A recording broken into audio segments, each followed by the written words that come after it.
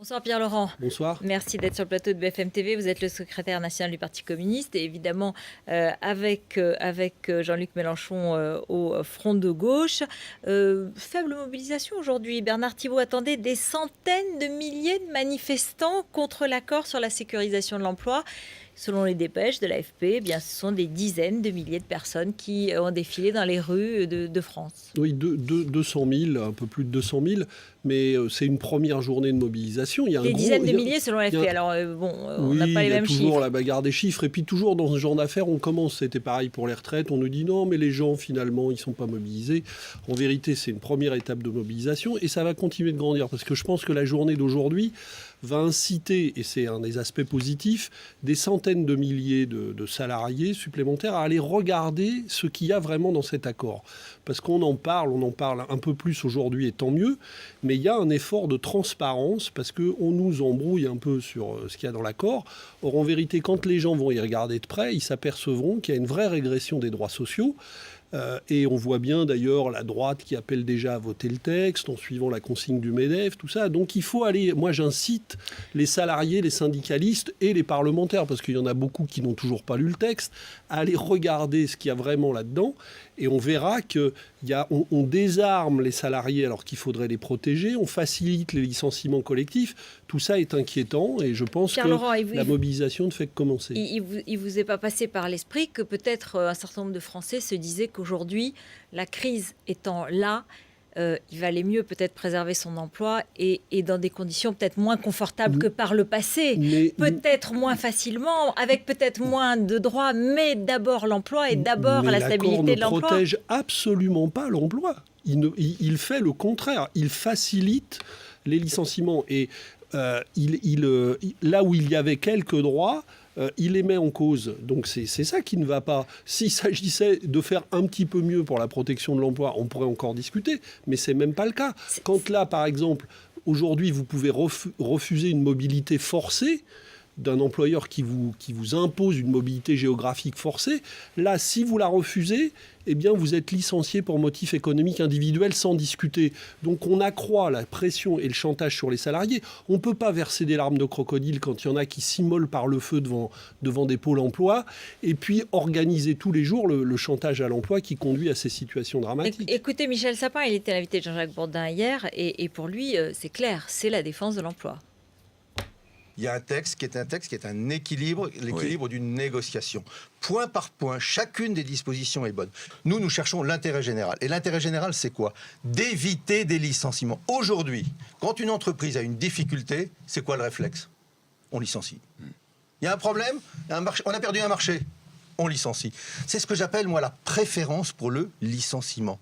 Aujourd'hui, on licencie. Demain, avec cet accord, on proposera aux salariés, dans une négociation avec les syndicats, une diminution du temps de travail, une diminution peut-être des salaires, une mobilité, mais on ne licenciera pas, excepté le salarié qui refusera cet accord, effectivement. Oui, mais ça existe déjà. Ça existe déjà avec une possibilité au moins encore aujourd'hui, c'est que les salariés sont protégés par la loi, par la légalité. Donc si un accord qui est imposé dans une entreprise oblige à déroger à la durée légale du temps de travail, eh bien un salarié peut s'y opposer ou un syndicat peut avoir des recours. Là, il n'en aura même plus. Et comme vous venez de le dire, s'il le refuse, eh bien il sera licencié. Donc en fait, on va amplifier ces accords qu'on appelle, que le MEDEF avait baptisé du temps de Sarkozy, compétitivité emploi, en fait des accords de pression, de chantage sur les salariés.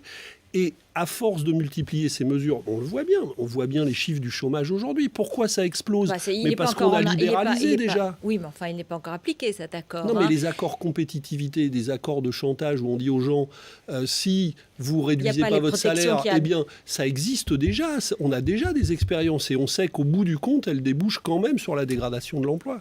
L'accord qui peut être signé à Renault très prochainement, il prévoit en contrepartie peut-être d'une certaine mobilité, d'une certaine flexibilité, la montée en charge pour 80 000 véhicules supplémentaires qui vont être fabriqués en France. Donc ce que je veux dire par là, c'est que si c'est une négociation, il y a aussi des avantages, il y a aussi un moyen de préserver des emplois et un moyen d'augmenter l'activité. Le bilan global de l'accord qui est discuté chez Renault, qui est proposé par la direction, que le gouvernement malheureusement semble soutenir, c'est qu'à l'arrivée, il y aura 7 500 emplois en moins.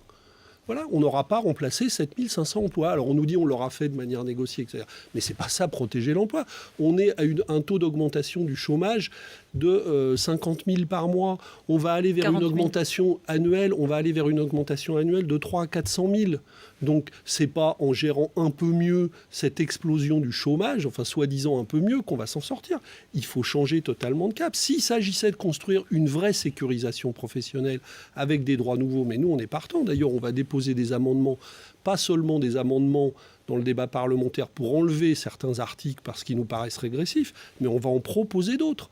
Et on verra si nos propositions constructives avec des vrais droits de sécurisation sont acceptées, notamment par les parlementaires de gauche qui font en ce moment, notamment socialistes, beaucoup de discours sur ça. Eh bien, on verra, on leur fera des propositions précises, qu'ils les votent. Est-ce qu'aujourd'hui, pour vous, c'est un peu une rupture, c'est un peu un divorce, c'est un regret d'avoir voté pour François Hollande ?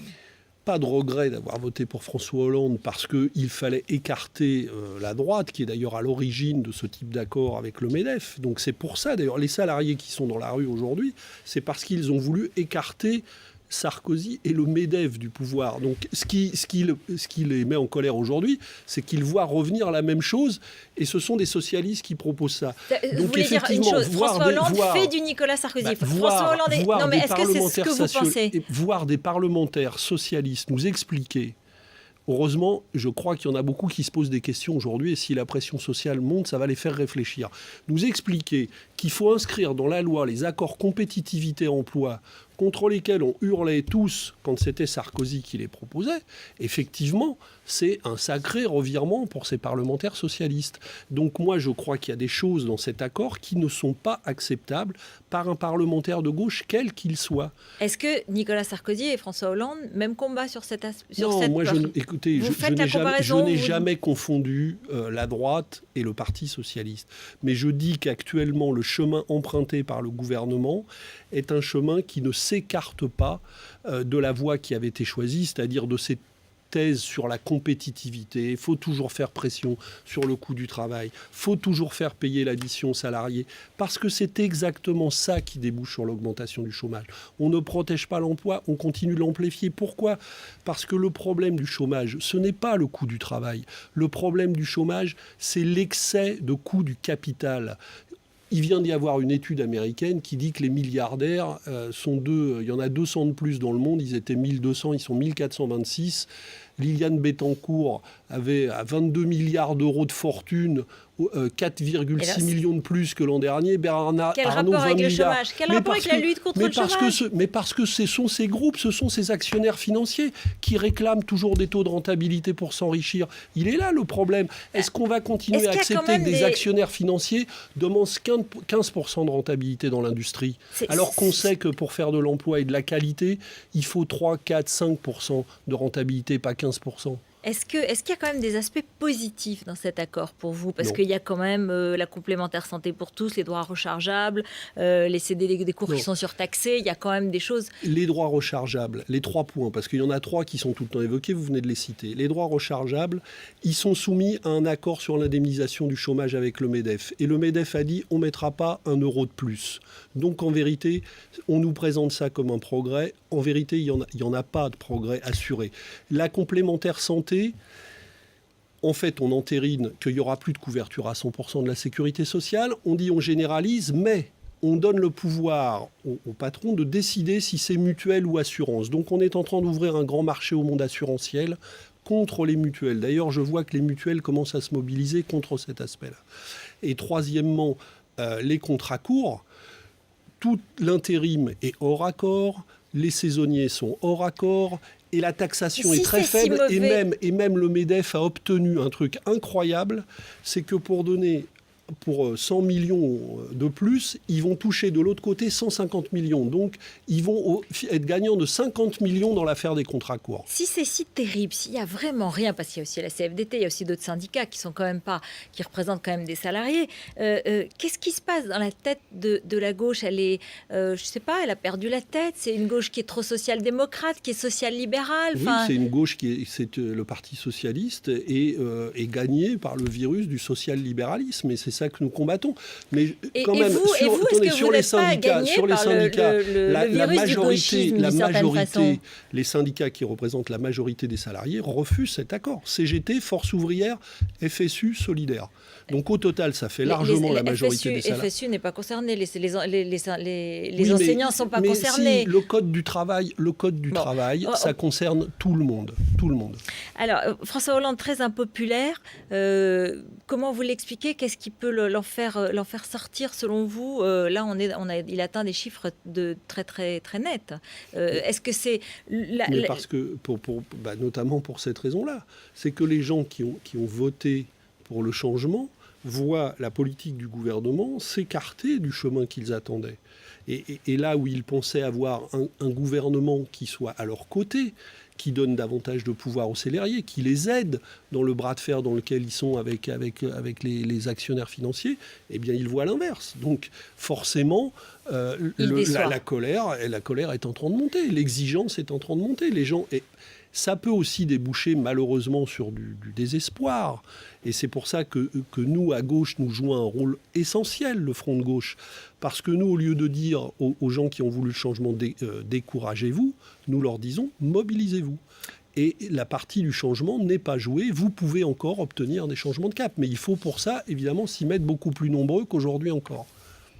Mobilisez-vous. Là, vous avez un discours assez modéré, assez... que vous voulez constructif, néanmoins vous avez manifesté dans la rue contre un gouvernement de gauche.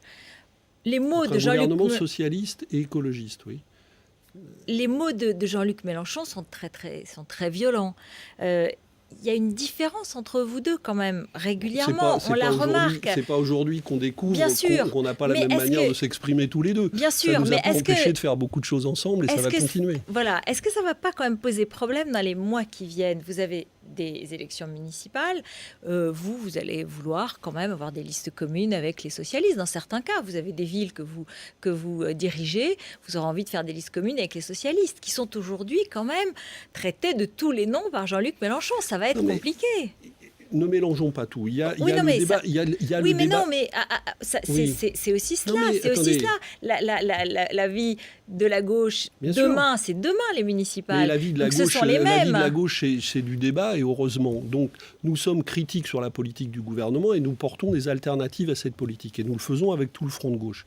Et on se bat pour obtenir d'autres choses, comme on vient de le faire sur l'amnistie sociale la semaine dernière au Sénat avec succès. Là-dessus, vous êtes d'accord avec Jean-Luc Mélenchon qui dit que Manuel Valls est l'ultra-droite du Parti socialiste? Quand j'entends Manuel Valls, est-ce que vous êtes d'accord sur le mot, sur les mots lundi matin, 3 jours après le vote par la majorité sénatoriale de gauche, y compris donc les sénateurs socialistes de l'amnistie sociale, dire, alors qu'il est ministre de l'Intérieur et que la garde des Sceaux a participé à ce débat, dire... je ne crois pas à l'amnistie, ou je suis sceptique sur l'amnistie, c'est lui qui a un problème avec la majorité sénatoriale, c'est pas nous. Donc c'est lui qui a un problème et qui devrait avoir, et il devrait y avoir des gens du côté du gouvernement et du côté de la majorité pour lui faire remarquer que c'est pas seulement les sénateurs du Front de gauche ou les sénatrices du Front de gauche qui ont adopté l'amnistie, c'est la majorité sénatoriale. Donc c'est lui qui a un problème. Donc c'est l'ultra-droite, vous êtes d'accord avec Jean-Luc Mélenchon? Non, mais moi je ne suis pas un spécialiste des qualificatifs. Moi ce qui m'intéresse c'est de convaincre. Voilà. Et je pense qu'effectivement l'amnistie sociale que nous avons votée est de gauche et que les propos de Manuel Valls qui dit je suis sceptique sur cette amnistie, eh bien, il s'oppose à cette amnistie de gauche et donc c'est lui qui est dans l'erreur. Je voudrais citer François de Rugy, le coprésident du groupe écologiste. Il a dit aujourd'hui, je discute à l'Assemblée avec les députés communistes comme André Chassaigne. Ils sont frustrés de voir qu'un certain poids politique ne sert à rien à cause de cette agressivité de M. Mélenchon. Non, mais ça, c'est François de Rugy qui dit ça. On essaye, vous savez, il n'est pas le seul à essayer sans arrêt de nous opposer. Ça fait 4 ans qu'on a commencé à construire le Front de gauche. C'est pas la première fois qu'on essaye de... C'est pas non plus la première fois qu'il y a du débat dans le Front de gauche. Ce qui nous unit, c'est d'essayer de construire, dans une situation qui n'est pas facile, mais de construire progressivement une alternative à ces politiques d'austérité parce qu'elles sont en train d'entrer dans le mur. Et ça ne va pas s'arrêter parce que ce travail-là, il est nécessaire, il est devant nous et il ne faut pas compter sur moi, en tout cas, pour rentrer dans des polémiques qui entravent cet effort-là. Donc, on va continuer à mener ce travail patient de rassemblement Paris, des forces de gauche. À Paris, vous allez avoir une liste On n'a pas décidé encore. Parce on est en parce train que Jean-Luc d'évaluer. Mélenchon, il veut une liste du parti Mais attendez, de gauche. d'abord, on confond deux choses. Est-ce que nous voulons une majorité municipale de gauche à Paris ? Oui. Et nous sommes d'accord dans le Front de gauche sur ça. Est-ce que pour y parvenir, il faut présenter au premier tour, puisque je rappelle que c'est une élection en 2 tours, est-ce qu'il faut présenter au premier tour des listes autonomes du Alors, Front quelle est de gauche votre réponse ? ou des listes communes ? Les deux possibilités ont toujours été examinées par les communistes. Et nous avons décidé, nous avons encore du temps, nous allons discuter ça avec les Parisiens. Ce n'est pas une affaire qui se règle dans les couloirs entre le Parti socialiste, le PG, le Parti communiste. C'est une affaire qui doit se régler aussi avec les Parisiens. Donc on va organiser et on veut, pour mener ce débat, approfondir le débat de projet. D'abord, est-ce qu'on est d'accord pour aller avec un nouveau projet, dans Donc, un rien de nouveau nouveau, contrat municipal. c'est pas encore clair. Juste un tout petit mot, Arnaud Montebourdi, il n'y aura pas de prime de reconversion pour le diesel en 2013. C'est pas, on va voir ce qui va se passer. J'entends des choses très différentes du côté du gouvernement. On n'y voit pas très clair. Il y en a qui disent qu'il faut des taxes, il y en a qui disent qu'il ne faut pas de taxes. Vous êtes pour ? Moi, je pense qu'il faut des taxes qui frapperaient des gens modestes, des gens qui sont déjà dans la difficulté, des gens qui ont absolument besoin de leur voiture pour ça, parce qu'ils ont une diesel. Moi, je suis contre. Parce qu'on va aggraver leurs difficultés sans sortir du problème. Si on pense pour des raisons écologiques qu'il faut progressivement sortir, à ce moment-là, il faut aider les gens pour des raisons en tout cas, ce ne sera pas en 2013, a dit Arnaud Montebourg. Merci beaucoup. Merci Pierre-Laurent d'être venu sur le plateau de BFM TV. Restez avec nous, Tiffany Oswald, tout de suite. Et ensuite, on continue à débattre de cet accord sur la sécurisation de l'emploi. Jean-Marc Germain, le rapporteur socialiste, et Guillaume Pelletier, l'UMP. À tout de suite.